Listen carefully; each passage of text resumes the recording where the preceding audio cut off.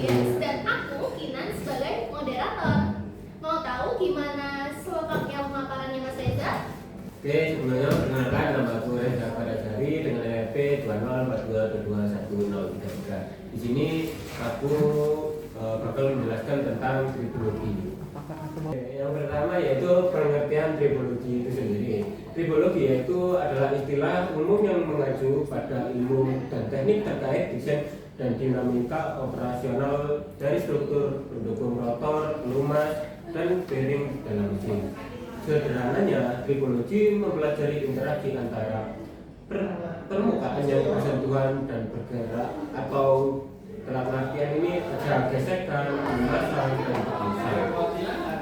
Peran tribologi dalam predictive maintenance adalah sebagai strategi perawatan yang memprediksi kerusakan mesin sebelum benar-benar terjadi kerusakan itu sendiri. Kemudian ada manfaat dari tribologi ini, yaitu mendeteksi secara dini keausan dan kerusakan mesin, meningkatkan efisiensi pelumasan, mengurangi biaya penggantian oli dan spare, meningkatkan umur pakai komponen mesin. Kemudian yang terakhir itu menghindari kerusakan mendadak.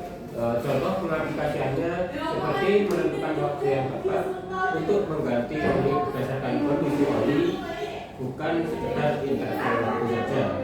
Kemudian di sini ada empat analisis yang ada pada tribologi. Yang pertama yaitu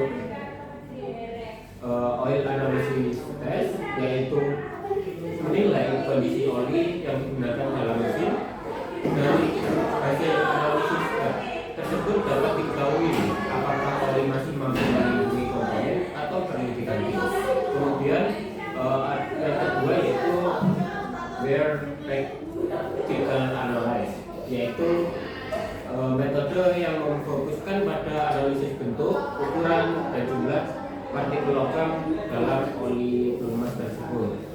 Kemudian next, yang ketiga yaitu ada ferrografi, yaitu metode pemisahan partikel menggunakan medan magnet khusus untuk partikel logam ferromagnetik. Teknik ini mampu menganalisis partikel berukuran besar hingga 100 mikron yang sering tidak terdeteksi oleh spektrografi.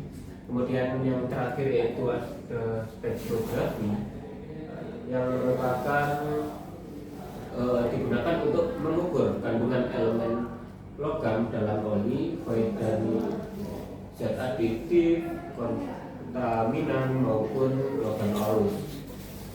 Teknik ini efektif mendeteksi partikel logam kecil kurang dari 10 mikron yang bisa menunjukkan proses keausan dini. Kemudian selanjutnya ini ada praktik pengambilan sampel. Untuk hal ini ada panduan sampling oli, yaitu waktu dan lokasi sampling yang harus diperhatikan. Yang pertama yaitu ada timing, saat mesin beroperasi atau maksimal 30 menit setelah satuan. Kemudian lokasi sebelum filter dalam sistem sirkulasi hindari dasar tangki karena sedimen. Kemudian ada resiko yaitu sampling tidak tepat, menghasilkan data tidak akurat. Kemudian untuk frekuensi sampling ini sendiri, untuk kategori mesin yaitu ada mesin kritis dan sampling dengan frekuensi setiap 25 jam operasi. Kemudian mesin industri umum disampling dengan frekuensi bulanan. Kemudian ada mesin bukan ekstrim dengan frekuensi sampling yaitu mingguan. Next. Kemudian ada analisis partikel keausan, yaitu teknik mengidentifikasi kondisi keausan komponen mesin melalui analisis partikel logam dalam oli pelumas. Fokus pada bentuk, ukuran, dan jumlah serta komposisi partikel hasil dari gesekan permukaan logam.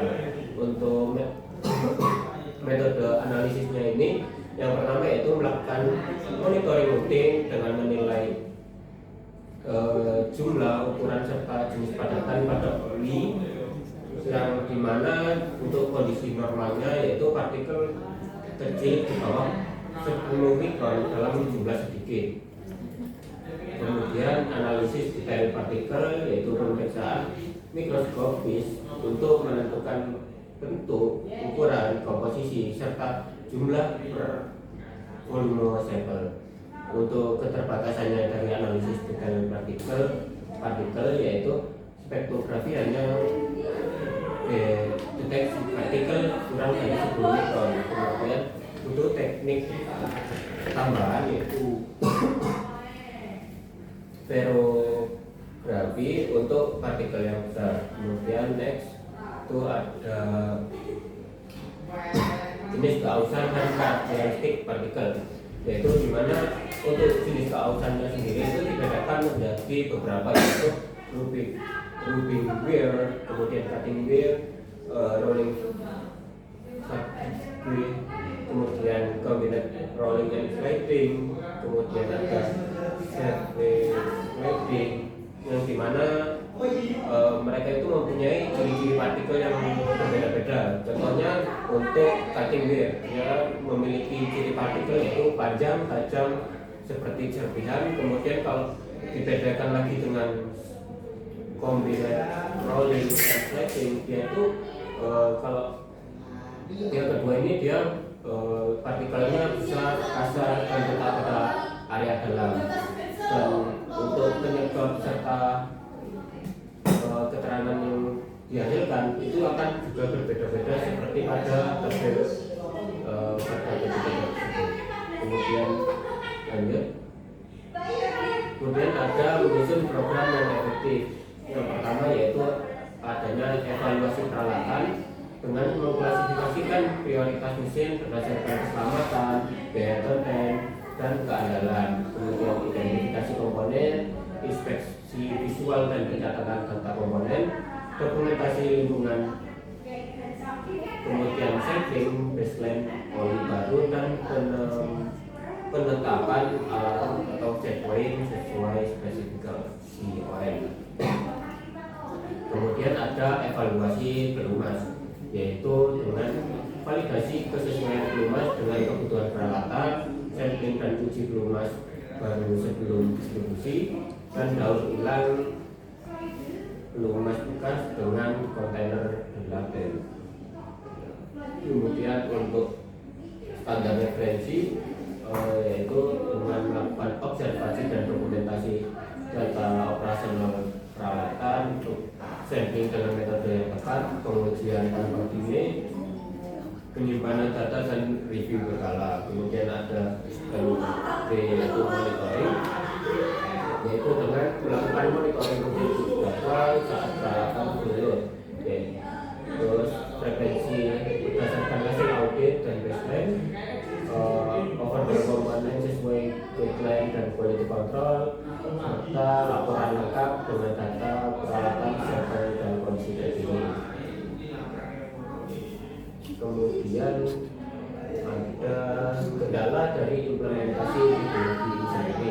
Yang pertama yaitu investasi peralatan yang tinggi, di mana untuk sebagai contoh spektrografi dimulai dengan range $30.000 hingga $60.000 Amerika. Kemudian kompleksitas sampling, yaitu sampel harus referensi dari oli aktif, bukan yang tersaring atau meledak. Hindari pengambilan dari dasar tangki atau sedimen. Dan kemudian yang ketiga yaitu interpretasi hasil umum, yaitu dengan hasil dalam terminologi teknis atau kimia yang kompleks, membutuhkan peralatan kimia dasar industrial dan diperlukan keahlian khusus untuk yang akurat. Sekian dari pemaparan materi saya terkait tribologi. Oke, terima kasih Mas Reza atas pemaparannya. Barangkali Mas Devindo ada pertanyaan? Jadi Mas, untuk pertanyaan sendiri pada analisis tes tadi, mengapa sih teknik analisis dalam tidak langsung dalam menunjukkan kondisi mesin namun letakkan. Oke, terima kasih Mas Evindo atas pertanyaannya. Saya izin untuk menjawab berdasarkan pertanyaan tersebut, yaitu teknik oil analysis dianggap tidak langsung karena tidak secara eksplisit memperlihatkan kerusakan mesin, melainkan menilai kondisi oli yang digunakan. Namun, oli yang telah tercemar atau mengandung partikel keausan dapat menjadi indikator awal atas adanya masalah pada komponen mesin tersebut. Dengan demikian, meskipun tidak menunjukkan kerusakan secara langsung, oil analysis tetap berguna sebagai alat deteksi dini yang memberikan peringatan akan potensi keausan dan kerusakan sehingga perawatan dapat dilakukan sebelum terjadi kerusakan yang lebih serius di kemudian hari. Apakah cukup? Mungkin Mas Reza sudah cukup?